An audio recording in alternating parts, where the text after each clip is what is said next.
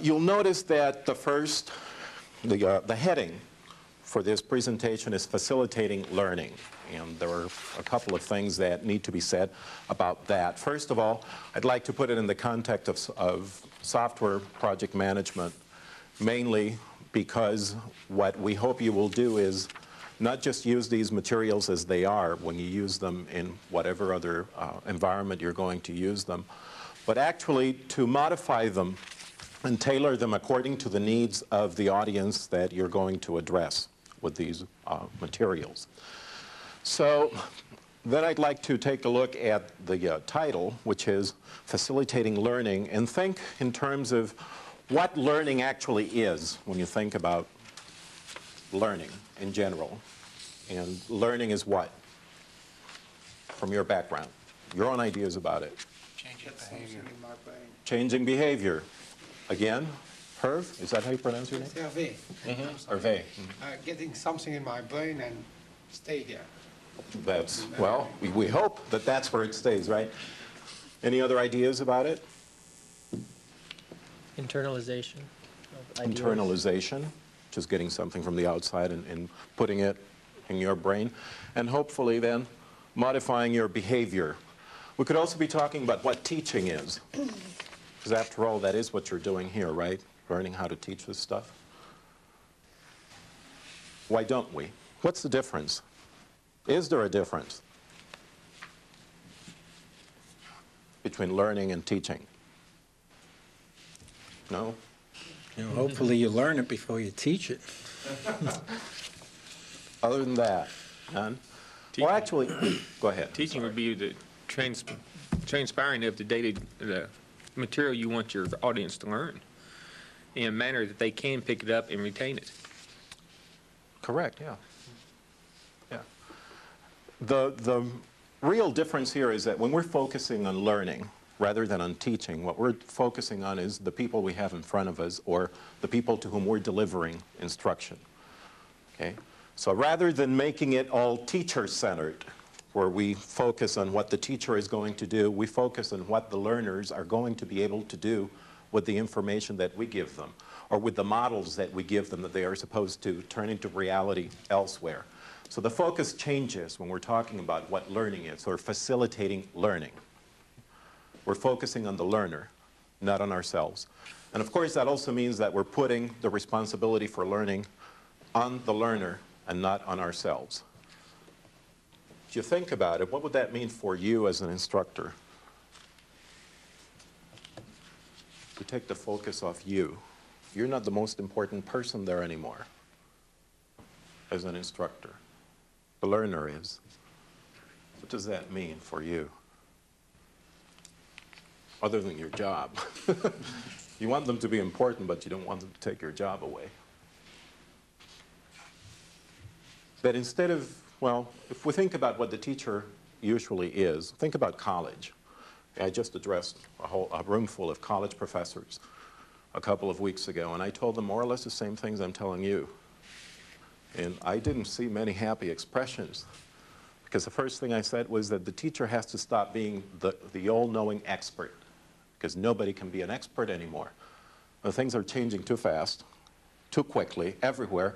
The person who was the expert on Soviet-American relations a year ago, where are they today? They're learning. All of a sudden, everything collapsed. They have the basic knowledge to go on. They don't know what exactly is going on anymore. So things are changing too fast, faster than ever before, and we can't really afford to claim that we're all-knowing experts. So when you stand up in front of a group of students and you say, whatever you say, you don't have to say, I'm the expert here. The way you stand, the way you talk, the gestures you use, the way you address people, the materials you use, the fact that you want to answer every question everybody asks and have the answer for all of them, all point out to the fact that you're trying to protect yourself as the all-knowing expert. And what happens with that? Think there's anything wrong with that? Well, chances of success are a little limited. For one, I'd say that. What else happens with that? If you're the expert, then you're the all-responsible person too. And you have all the answers. And do we have all the answers? I don't want to have all the answers. I don't want anybody to think I have all the answers. Just read an article recently by someone who claimed that there is such a thing as male answer syndrome. I don't know where I read it, and I'm quoting it without permission. Which says that males in America are grown up to have all the answers to all the questions. And some people get exposed to that too, and it's not just the male answer syndrome problems. We have all the answers. So no matter what the question is, we've got to have the answer for it. Well, we don't, and I guess the first thing that I'd like to get across here, ask the expert, is that there isn't such a thing as the all-knowing expert. And we can be seen as that. What we have to be addressing is how to be the facilitator of learning, how to help people learn. And once we assume that other role, it's a lot easier on us, and it also helps people pick up and do things on their own.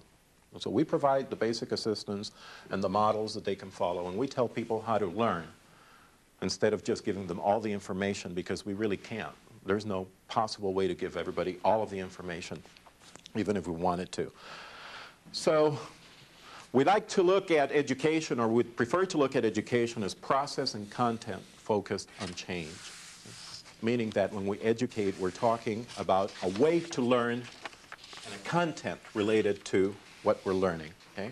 And both are important, not just the what, the content of the educational situation, but also, did I say process? The process, but also the content and the process are both important.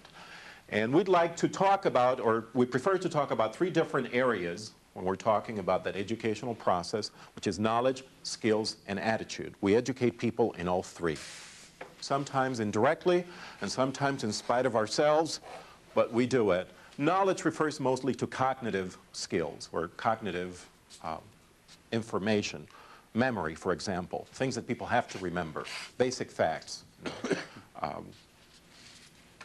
The date for the Declaration of Independence, for example. Do you remember that? You have acquired that fact someplace. That's a cognitive aspect of some educational process that you went through. It involves other areas, such as the ability to understand, to analyze, to interpret, to synthesize information into a meaningful whole, to evaluate ideas to determine whether or not they fit in another situation, or the merit of ideas, for example. When we're talking about skills, we're primarily talking about motor behavior, things that people have to do with their hands, and that's primarily training, vocational training that involves that in the educational process. And attitudes have to do with what is known as the affective domain of learning. How are your attitudes changed through the educational process? And we don't have too many classes that teach people how to change their attitudes about anything, but we do help people change their attitudes about themselves and about what they learn through the other 2 areas. How we approach the cognitive area and how we approach also the skills area. How much confidence people have at the end of an educational process, for example, that they can do something. And how we test them and how we tell them whether or not they did it and they did it right, or they still need some more assistance, also influences the way people look at things. And that is the attitude part of learning. So we've mentioned that process and content, the how and the what, are both important, and that educators facilitate learning through both. Okay? The how motivates, or should motivate, capture the interest of learners, and help develop commitment to whatever people learn.